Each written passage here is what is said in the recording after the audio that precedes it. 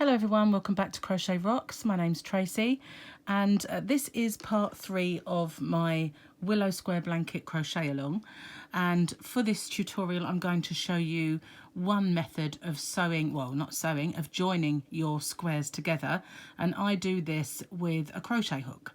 This is kind of the method that I've always used to join my granny squares, unless I don't want a ridge. Sometimes I want it to look flat, and then I will whip stitch or backward, go into the back loops and whip stitch if I don't want it visible. So, but this particular method does leave a ridge. It's slightly different from other people, the way I've seen other people do it, but I quite like the effect. So I'm going to show you that one. I'm going to show you a couple of methods to join your squares, so you don't have to do it this way if you don't like it. The way I join mine, I will join them in this kind of way, and around about here this method leaves a small diamond shaped hole, not as big as that, but it does leave a diamond shaped hole. If you don't like that, you can close it. There's no reason whatsoever why you can't. Now I'm going to leave a very generous tail, because there's nothing worse than this coming unravelled and having to do a repair. So I'm going to make a slip knot in my white yarn, and I'm going to join these two together by crocheting. Now just now I tried to film this and my gimbal fell over, so I'm hoping that I'm not going to do that this time. So as you're looking at they've got to face upwards, like the face the right way. You want the center of your 3 corner stitches. So you want that one and the corresponding side of this one. So you go through both loops of each stitch like that, and I'm going to grab this slip knot that I've just made and pull it through. Now, it's going to be a very odd angle for me to do this, and I can't move too much or it's going to like fall over. So this will get rid of that end out of the way if we can, so it doesn't confuse us, and that will have to be really securely sewn in at the end, because otherwise they will unravel, which is no fun. I'm going to pull out some yarn, and what I do when I join mine is I'll go into the next stitch on both. So remember, both right sides are facing up, and I'll go into the next stitch and I yarn over, pull it through all the loops, which is really an odd angle for me, so it's not coming through easy, and I go through the loop that's on my hook, and this will be an easier one I hope, and I do that again in every corresponding set of stitches. I get the same one on the opposing square and pull it through and pull it through that one. So I'm slip stitching mine together. Now normally when I see people do this, they will do it as a double crochet in the UK, or a single crochet in US, like that. But I don't actually like that method that much. It leaves too much of a raised bump for me. Let's get that loop open a bit more.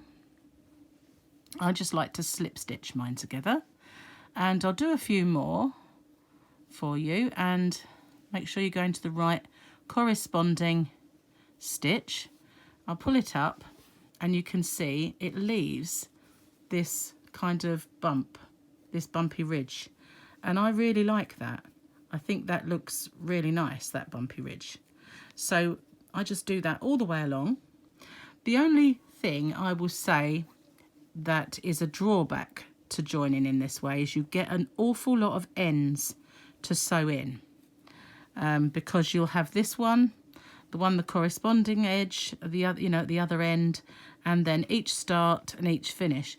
Because I have in the past made it where I'll go all the way along and then I'll just join this one and go down there, but you get a curve which doesn't look right at all.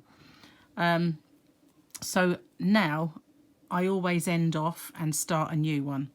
So if you don't want that, if you don't want to do all these ends It does look really nice, really effective, but I can understand it if sewing ends is not your bag and you don't want to do it that way. But I really like the effect that you get with this raised edge. It really sets the blanket off nicely. So that's one way that I join mine. I always start at the middle stitch and I end at that middle stitch. Again, I'll start this one with another purple one or whatever colours you're making, and I will start both middle stitches and go along.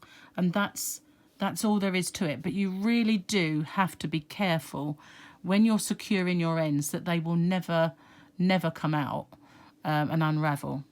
But I hope you like that. I think it's really effective. I really like this. I've always joined my granny squares that way.